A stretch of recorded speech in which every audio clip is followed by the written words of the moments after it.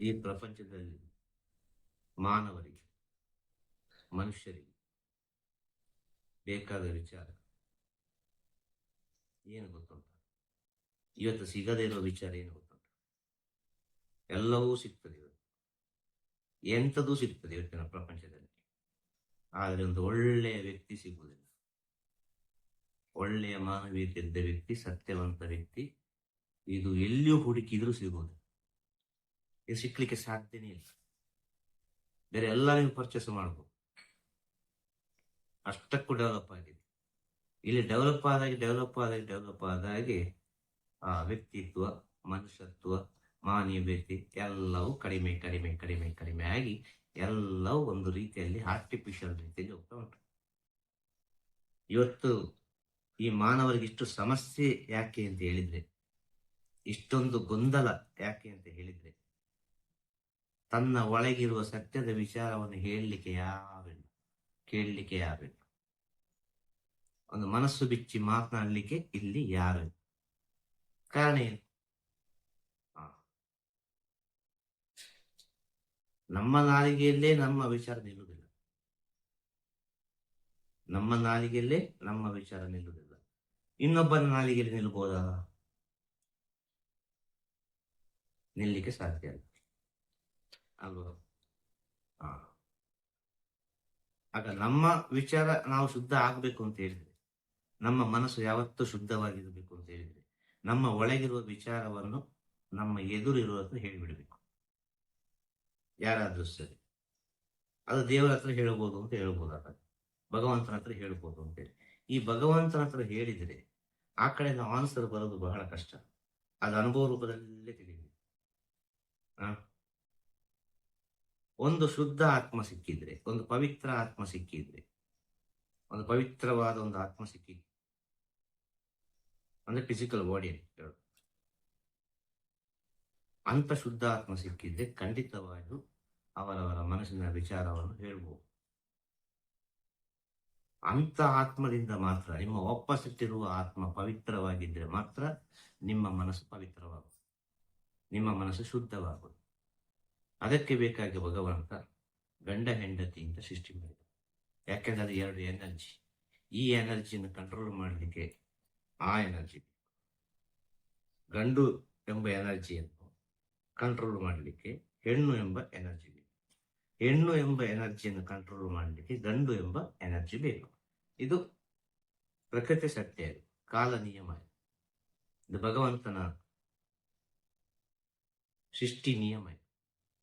ಇದನ್ನು ತಪ್ಪಿಸ್ಲಿಕ್ಕೆ ಆಗುದು, ಅದು ಬೇಕೇ ಬೇಕು ಅಂತೇಳಿ. ಆದ್ರೆ ಒಂದು ಕಾಲದಲ್ಲಿ ಆಗಿತ್ತು, ಅಷ್ಟು ಸತ್ಯವಾಗಿತ್ತು. ಈಗ ಬರಬರ್ತ ಕಾಲದಲ್ಲಿ ಅದನ್ನು ಕಳೆದುಕೊಂಡ್ರಲ್ವ, ಈ ಮಾನವೀಯತೆ, ಮನುಷ್ಯತ್ವ ಎಲ್ಲ ಕಳೆದು ಕಳೆದು ಕಳೆದು ಈಗ ಯಾವುದೇ ವಿಚಾರವನ್ನು ಹೇಳಲಿಕ್ಕೆ ಆಗುದು. ನಿಜವಾಗಿ ಇದು ಯಾಕೆ ಸೃಷ್ಟಿ ಆಯ್ತು ಅಂತ ಹೇಳಿದ್ರೆ, ಇಬ್ಬರ ವಿಚಾರವನ್ನು ಇಬ್ಬರಿಗೆ ಹಂಚಿಕೊಂಡು, ಅದು ಗಂಡು ಗಂಡಿನ ಹತ್ರ ಮಾತಾಡಿದ್ರು ಅದಕ್ಕೆ ಸೊಲ್ಯೂಷನ್ ಸಿಗುವುದಿಲ್ಲ. ಒಂದು ಗಂಡು ಹೆಣ್ಣಿನ ಹತ್ರ ಮಾತಾಡಬೇಕು, ಹೆಣ್ಣು ಗಂಡಿನ ಹತ್ರ ಮಾತಾಡಿದ್ರೆ ಮಾತ್ರ ಅದಕ್ಕೊಂದು ಕರೆಕ್ಟ್ ಆದ ಒಂದು ಅರ್ಥ ಸಿಗುವುದು. ಆದ ಕಾರಣ ಗಂಡ ಹೆಂಡತಿ ಅಂತ ಮಾಡಿದ್ರು. ನಿಜವಾಗಿ ಆಗ ಅಲ್ಲಿ ಶುದ್ಧವಾಗಿರ್ತಾರೆ. ಮನಸ್ಸು ಬಿಚ್ಚು ಮಾತಾಡಿದ್ರೆ ಗಂಡ ಹೆಂಡತಿ ಎಂಬುದು ಪವಿತ್ರ ಸ್ಥಿತಿಯಲ್ಲಿ, ಶುದ್ಧವಾದ ಸ್ಥಿತಿಯಲ್ಲಿ ಇರ್ತಾರೆ ಅಂತ.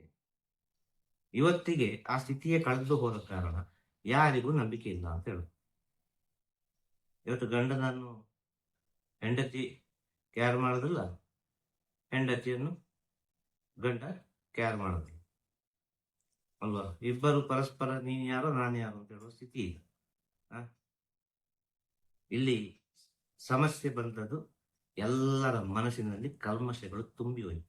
ಹೊರಗೆ ಹೇಳಲಿಕ್ಕೆ ಆಗುದಿಲ್ಲ, ಹೇಳಲಿಕ್ಕೆ ಅಂತ ವ್ಯಕ್ತಿ ಸಿಗುವುದಿಲ್ಲ. ಇವತ್ತು ಪ್ರೆಸೆಂಟ್ ಸಿಚುವೇಶನ್ ಪ್ರಪಂಚ ಓಡ್ತಿರೋ ಸ್ಥಿತಿಯನ್ನೇ ಅಷ್ಟು ತುಂಬಿ ಹೋಗಿದೆ, ಅಷ್ಟು ಗಲೀಜಿಯಾಗಿ ಹೋಗಿದೆ. ಪ್ರತಿಯೊಬ್ಬರ ಮನಸ್ಸು ಅಷ್ಟು ತುಂಬಿಸಿ ತುಂಬಿಸಿ ತುಂಬಿಸಿ ತುಂಬಿಸಿ ತುಂಬಿಸಿ ಅದು ಯಾವ್ದಾವುದೋ ರೀತಿಯಲ್ಲಿ ಹೋಗ್ತಾ ಉಂಟು. ಮಾನಸಿಕ ಆಗಿ ಹೋಗ್ತದೆ ಅಷ್ಟೇ ಎಲ್ಲರಿಗೂ ಕೂಡ. ಇವತ್ತು ಸರಿಯಾಗಿ ನೋಡಿದ್ರೆ ಎಲ್ಲರೂ ಮಾನಸಿಕರೇ, ಎಲ್ಲರೂ ಹುಚ್ಚರೇ ಒಂದಲ್ಲೊಂದು ರೀತಿಯಲ್ಲಿ. ಕಾರಣ ಏನು ಗೊತ್ತಾ? ತನ್ನ ಒಳಗೆ ತುಂಬಿಸಿ ಅದು ಬೆಳೀತಾ ಉಂಟು. ಇದನ್ನು ನಾವು ತೆಗಿಬೇಕು, ಇದನ್ನು ಶುದ್ಧ ಮಾಡಬೇಕು ಅಂದ್ರೆ ನಮ್ಮ ಎದುರು ಒಂದು ಪವಿತ್ರವಾದ ಆತ್ಮ ಇರಬೇಕು.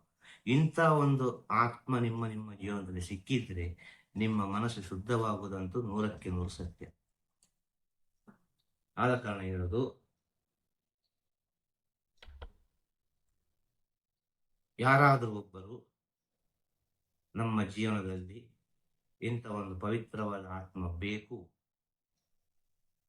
ಎಂಬ ಆಸೆಯನ್ನು ಪಡ್ತಾರೆ. ಯಾರಾದ್ರೂ ಒಬ್ಬರು ನಮ್ಮ ಜೀವನದಲ್ಲಿ ಇಂಥ ಪವಿತ್ರವಾದ ಆತ್ಮ ಸಿಗಬೇಕು ನನಗೆ.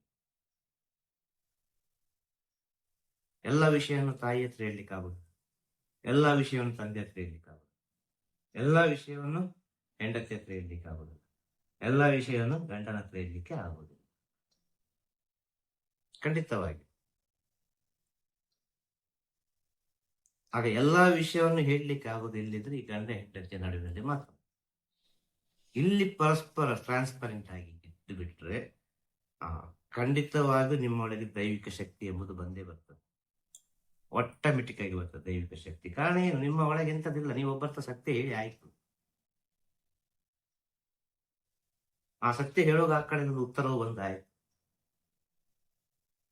ಆ ಸತ್ಯ ನೀವು ಒಬ್ಬರ ಹತ್ರ ಹೇಳುವಾಗ ಆ ಕಡೆ ಉತ್ತರ ಬರ್ತದೆ ಅಂತ ಹೇಳಿದ್ರೆ ಅದು ಭಗವಂತನೇ ಆ ಉತ್ತರವನ್ನು ಕೊಡ್ತಾನೆ ಅಂತ ತಿಳ್ಕೊಳ್ಬೇಕು. ಇವತ್ತು ಯಾರು ಸತ್ಯ ಹೇಳಲಿಕ್ಕೆ ಆಗುದಿಲ್ಲ. ಎಲ್ಲ ಮುಚ್ಚಿಟ್ಟೇ ಜೀವನ ಮಾಡೋ ಕಾರಣ ಅನೇಕ ರೀತಿಯ ವ್ಯಾಧಿಗಳು ಬರಲಿಕ್ಕೆ ಕಾರಣ. ಈ ವ್ಯಾಧಿಗಳು ಬರೋದು ಎಲ್ಲಿಗೆ ಗೊತ್ತುಂಟ? ಮನಸ್ಸಿಗೆ. ಮೊದಲು ಕಾಯಿಲೆ ಬರುವುದು ಮನಸ್ಸಿಗೆ. ಮನಸ್ಸಿಗೆ ಬಂದ ಕಾಯಿಲೆ ಹೊರಗೆ ಬರುವುದು. ಆಗ ಮನಸ್ಸಿಗೆ ಕಾಯಿಲೆ ಬರಬಾರ್ದು ಅಂತ ಹೇಳಿದ್ರೆ ನೀನು ಟ್ರಾನ್ಸ್ಪರೆಂಟ್ ಆಗಿ, ನೀನು ಶುದ್ಧವಾಗಿರು, ನೀನು ಪವಿತ್ರವಾಗಿರು, ಯಾವುದನ್ನು ಚಿಂತೆ ಮಾಡಬೇಡ. ಇಲ್ಲಿ ಏನು ಆಗಲಿಕ್ಕೆ ಹೋಗ್ಲಿಕ್ಕೆ ಇಲ್ಲ. ಇಲ್ಲಿ ನಾವು ಬರುವಾಗ ಎಲ್ಲವನ್ನು ತಕೊಂಡು ಬಂದಾಗಿದೆ. ನಾವು ಅನುಭವಿಸಿದಂತೂ ಸತ್ಯವೇ. ನಾವು ಮಾಡಿದ ಒಳ್ಳೆಯದಕ್ಕೆ, ನಾವು ಮಾಡಿದ ಕೆಟ್ಟದಕ್ಕೆ ನಾವು ಅನುಭವಿಸಿದಂತೂ ಸತ್ಯ. ಈ ಅನುಭವಿಸುವಾಗ ನಮಗೆ ನಮ್ಮ ಜೊತೆ ಇರಬೇಕಾದ ಯಾರು ಅಂತ ಹೇಳಿದ್ರೆ, ಎಂಥದೇ ಕಷ್ಟವನ್ನು ಕೂಡ ನಮಗೆ ಅನುಭವಿಸಬಹುದು, ಎಂಥದೇ ಅವಮಾನವನ್ನು ಕೂಡ ಸಹಿಸಿಕೊಳ್ಳಬಹುದು, ಎಂಥದನ್ನು ಬೇಕಾದ್ರೆ ನಮಗೆ ಸಹಿಸಿಕೊಳ್ಳುವ ಶಕ್ತಿ ಉಂಟು. ಇದನ್ನು ಸಹಿಸಿಕೊಳ್ಳಬೇಕು ಅಂತೇಳಿ ಆದ್ರೆ ಅದಕ್ಕೊಂದು ಶಕ್ತಿ ಬೇಕು.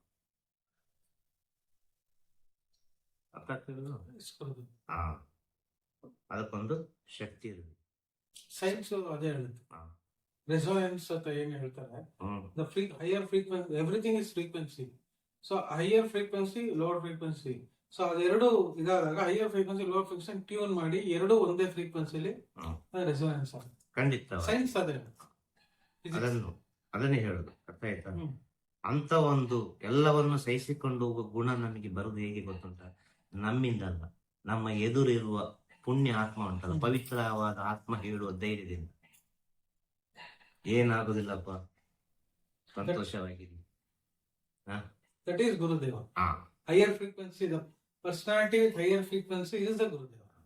ಆದ ಕಾರಣ ಹೇಳೋದು, ನಿಮ್ಮ ಜೀವನದಲ್ಲಿ ಒಂದು ಗುರುಗಳು ಅಂತೇಳಿ ನಿಮಗೆ ಸಿಕ್ಕಿದ್ರೆ, ನಿಮ್ಮ ಆತ್ಮ ಅವರನ್ನು ಒಪ್ಪಿದ್ರೆ, ಅವರವರ ಅಂತರಾತ್ಮದ ಗುರುಗಳು ಅಂತ ಸಿಕ್ಕಿದ್ರೆ ಅವರವರ ಜೀವನದಲ್ಲಿ, ನೀವು ಅವರ ಸತ್ಯವನ್ನೇ ಹೇಳಿಬಿಡಿ. ನೀವು ಭಗವಂತನ ಹತ್ರ ಆ ಸತ್ಯವನ್ನು ಒಪ್ಪಡಿಸಿದಾಗ ಇದು 100ಕ್ಕೆ 100 ಸತ್ಯವಾದ. ನಮ್ಮ ಒಳಗಿರುವ ವಿಚಾರವನ್ನು ಯಾತ್ರಾದ್ರೂ ಒಬ್ಬರ ಹತ್ರ ಹೇಳಿ ಮುಗಿಸಬೇಕು. ಅದು ಇಟ್ಟುಕೊಂಡ್ರೆ ಬಹಳ ಕಷ್ಟ. ಅವತ್ತವತ್ತಿಗೆ ಕ್ಲಿಯರ್ ಮಾಡಿಬಿಡಿ.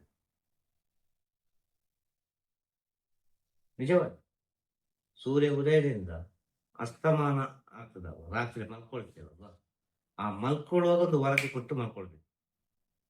ಭಗವಂತ ಇಷ್ಟ ಆಯ್ತು, ಇದು ಸತ್ಯಸ್ಥಿತಿ. ಇದು ಹೇಳುವಾಗ ಒಂದು ಉಚ್ಚರ ಕಾಣಬಹುದು.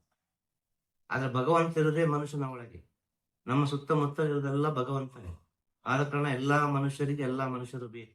ಮನುಷ್ಯನಿಗೆ ಮನುಷ್ಯನೇ ಪರಬ್ರಹ್ಮ ಸ್ವರೂಪ. ಈ ಸತ್ಯವನ್ನು ತಿಳಿಯದೆ ಮನುಷ್ಯ ಜೀವನ ಮಾಡುವ ಕಾರಣ ಇವತ್ತು ಈ ಪ್ರಪಂಚದಲ್ಲಿ ಇಷ್ಟೆಲ್ಲ ಅನಾಹುತಗಳಾಗುವುದು. ಅಂತವ್ರು ಯಾರಾದ್ರೂ ನಮ್ಮ ಜೀವನದಲ್ಲಿ ಸಿಕ್ಕಿದ್ರೆ ನಾವು ಹತ್ತಿಕೊಂಡೇ ಹೋಗುದು, ಕೆಳಗಿಳಿಲಿಕ್ಕೆ ಸಾಧ್ಯನೇ ಇಲ್ಲ. ಅಂತ ಒಂದು ಸಂಗಾತಿ ಸಿಗಬೇಕು ಅಂತ ಹೇಳು, ಅಂತ ಒಂದು ಪಾರ್ಟ್ನರ್ ಸಿಗಬೇಕು ಅಂತ ಹೇಳು, ಅಂತ ಒಂದು ಗಂಡ ಹೆಂಡತಿ ಆಗಬೇಕು ಅಂತ ಹೇಳು. ಅಂತ ಒಂದು ಗಂಡ ಹೆಂಡತಿ ಆಗಿಬಿಟ್ರೆ, ಅಂತ ಒಂದು ಲವರ್ಸ್ ಆಗಿಬಿಟ್ರೆ, ಅಂತ ಒಂದು ಗುರು ಶಿಷ್ಯರಾಗಿಬಿಟ್ರೆ ಅದು ಕುಂಡಲಿನಿ ಶಕ್ತಿ ತನ್ನಿಂತಾನಾಗಿ ರೀಚ್ ಆಗ. ಎಲ್ಲ ಪ್ರಾಣಾಯಾಮ, ಎಲ್ಲ ಯೋಗಗಳು ತನ್ನಿಂದ ತಾನಾಗಿ ಸೃಷ್ಟಿಯಾಗಬಹುದು. ಅಲ್ಲಿ ಯಾವುದೇ ಸಂಶಯವೇ ಇಲ್ಲ.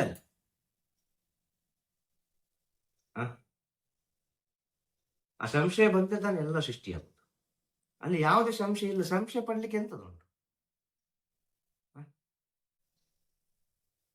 ಸಂಶಯ ಪಡ್ಲಿಕ್ಕೆ ಎಂತದುಂಟು ಅಲ್ಲಿ?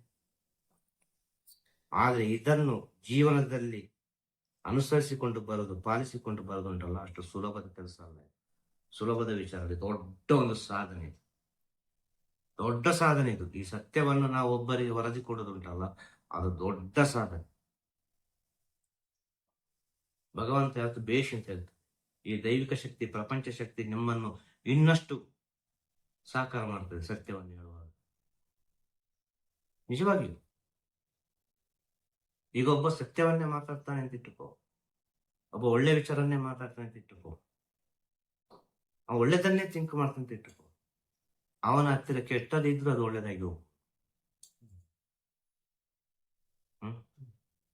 ಅಲ್ಲಿರುವ ಸುತ್ತಮುತ್ತಲಿರುವ ಅಷ್ಟು ವಿಷಯಗಳಿಗೆ ಒಂದು ಪಾಸಿಟಿವ್ ಎನರ್ಜಿ ಹೋಗಿ ಸೇರಿಕೊಳ್ತದೆ. ಈಗ ಇಲ್ಲಿ ನೀರು ಉಂಟು, ಈ ನೀರು ಹೇಳುವ ವಿಚಾರ ರಿಸೀವ್ ಮಾಡ್ತಾ ಉಂಟು.